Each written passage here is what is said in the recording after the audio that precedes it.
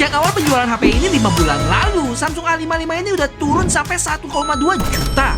Apakah artinya barangnya jelek? Nanti kalian bisa tahu setelah gue jabarin plus minusnya HP ini yang udah dapat update software sekitar 6 atau 7 kali sejak bulan Maret kemarin. Dan satu lagi yang kalian mesti tahu, di update software yang terakhir baru gue install 2 hari lalu, HP ini udah kedapatan fitur AI yang biasanya ada di HP flagship S-Series. Apa itu? Namanya udah gak asing lagi kok, yaitu Circle to Search. Jadi updatean di tanggal 22 Agustus kemarin punya size sekitar 800 megaan, dan GPL langsung aja gue install. Tapi gue keinget sama A54 gue nih, kira-kira dapat juga gak ya? Dan ternyata dapet, setelah gue cek lebih lanjut, ternyata nggak cuma A55 dan A54 ya, tapi A35 dan A34. Plus tabletnya S9 FS series juga kebagian tuh. Wah, pasti banyak yang bersorak-sorai tahu ini. Tapi di sisi lain, gue yakin ada sebagian teman-teman pengguna HP flagship Samsung yang juga nggak rela ya, karena fitur tersebut nggak eksklusif lagi. Untuk ini, gue cuma mau bilang, hapuslah air matamu nah. Karena kemampuan S-Series dengan S-Series cukup beda kok. Nanti kalian bisa simpulin di akhir video. Tapi bang, Circle to Search itu apa spesialnya ya? Gimana cara pakainya? Sabar, nanti gue jelasin dengan lengkap setelah bahas hal-hal yang gue suka dan gak suka dari HP ini. Yang pertama, kita mulai dengan kameranya. Tapi sebelumnya, kalau kalian suka konsep review beberapa bulan setelah launching, kasih tahu gue dengan like video ini ya. Thank you. Ada 3 hal yang selalu gue inget dari kamera HP ini. Yang pertama, dynamic range video selfie-nya yang bagus ya. Mungkin yang terbaik di kelas harganya. Karena gue udah sempat bandingin juga sama beberapa HP lainnya. Salah satunya Xperia 10 Mark 6 kemarin. Walaupun jujur secara skin tone muka kayaknya agak pucat atau kekuningan gitu kali ya. Habis itu yang gak gue lupa adalah perpindahan lensa di HP ini. Ada plus sama minusnya. Misalnya, untuk minusnya saat gue pindah ke ultra wide ke wide pasti ada jedanya. Nih, misalnya gue hitung sampai 5 ya. Di hitungan ketiga gue bakal pindah ke wide. Kita lihat jedanya. 1, 2, 3, 4, 5. Gimana? Cukup jauh nggak jedanya? Terus buat plusnya, HP ini bisa pindah lensa depan ke belakang dan sebaliknya ya. Ya walaupun masih ada jedanya. Tapi udah bagus banget karena nggak banyak HP bisa gini. Seingat gue Vivo juga bisa tuh. Sisanya nggak ada deh. Terakhir untuk video punya stabilisasi yang baik di semua resolusi ya, mau 4K ataupun 60 fps. Buat vlog sambil jalan gini walaupun gua set di 60 fps ya nggak bakal rewel, stabil banget.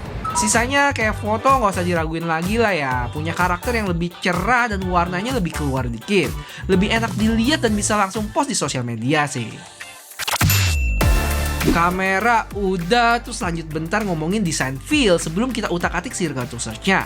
Yang mana ada 2 hal yang gue gak suka sih dari HP ini, yaitu berat, sekitar 213 gram. Jadi kalau kalian angkat kelamaan, kayak misalnya buat ngevlog bakal ada berasa pegel. Tapi ya dikit aja sih. Habis itu yang kedua, kalau gak dipakein case, frame HP-nya itu tajam banget ya, yang bikin feel genggamnya sih jadi gak nyaman. Makanya gue sebisa mungkin pakein case sih.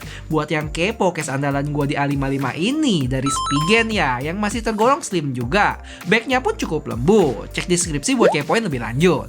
Sama terakhir untuk desain, terutama layar. Mari kita ngomong serius, 4 mata guys, tentang bezel yang tebel ini. Jadi di awal emang bikin gatel ya kalau dilihat langsung. Tapi serius deh, setelah beberapa lama pakai, jadi biasa aja gak sih? Karena gue ngerasain ini gak cuma pas pakai A55 aja ya, tapi HP berbezel tebel lainnya kayak S23 FE ataupun Pixel 8a, yang biasa aja setelah pakai beberapa lama. Nah pertanyaan gue, kalian ngerasa hal yang sama gak sih? Atau setelah kalian pakai berbulan-bulan tetap ngerasa sama bezelnya? Oke, selanjutnya mari kita ngomongin fitur terbarunya, yaitu Circle to Search. Buat yang belum tahu, ini ada fiturnya Google yang bisa dipakai di HP Samsung buat mencari informasi apapun di kondisi apapun. Maksudnya, kalau kalian lagi di mana aja nih, misalnya pakai kamera, tinggal tahan garis di bawah ini buat lingkerin objek apa aja yang kalian mau tahu.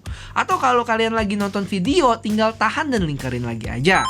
Kalau kalian mau terjemahin teks bahasa asing di layar, tinggal tahan lagi dan pencet icon di kanan sini. Plus tips lagi nih, kalau kalian butuh informasi tambahan setelah dapat jawabannya, tinggal diketik aja. Misalnya buat tahu berapa harga bunga ini. Bang, kalau misalnya navigation buat tipe tombol gimana? Ya sama aja sih, tinggal tahan tombol di kotak tengah sini nih. Terus kalau emang kalian gak suka sama circle to search, bisa dimatiin ya di bagian settings, display, navigation bar, dan toggle circle to search-nya. Sama satu lagi yang gue ketemu di update terbaru ini. Sekarang kita bisa atur tingkat kegonjrengan layar kita. Masih sama di bagian display, ke screen mode, advanced setting, dan tinggal atur aja di mau sekeluar apa warnanya. Yang mana pas sebelum update nggak ada tuh slidernya. Kalau gue mentokin pun sebenarnya masih gonjreng yang wajar ya, nggak sampai menor gitu. Tapi kalau menurut kalian berlebih ya diturunin aja. Oke, masih ada dua hal lagi yang pengen gue share ke kalian, yaitu performance baterai dan software di HP ini. Untuk performance, gue bikin singkat aja ya. Bukan yang ngebut bisa buat main game berat, tapi untuk aktivitas sehari-hari udah lebih banget dari cukup. Ngegame pun bisa ya, tapi settingannya mesti disesuaiin.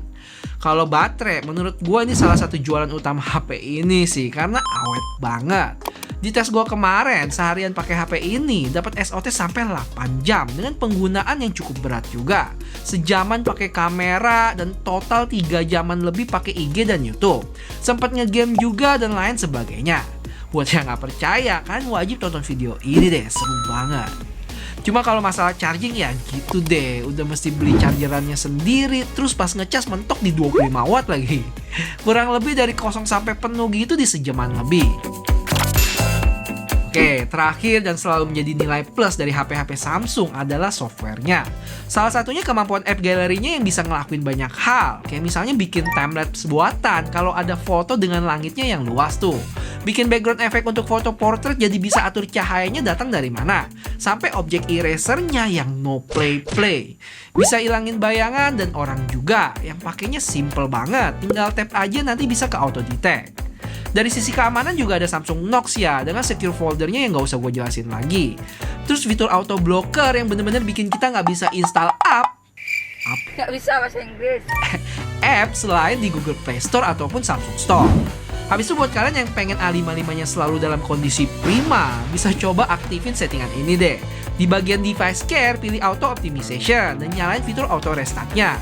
Kalian bisa tentuin mau restart kapan aja untuk tiap minggu, atau gue biarin otomatis restart kalau si HP ngerasa udah gak enak badan.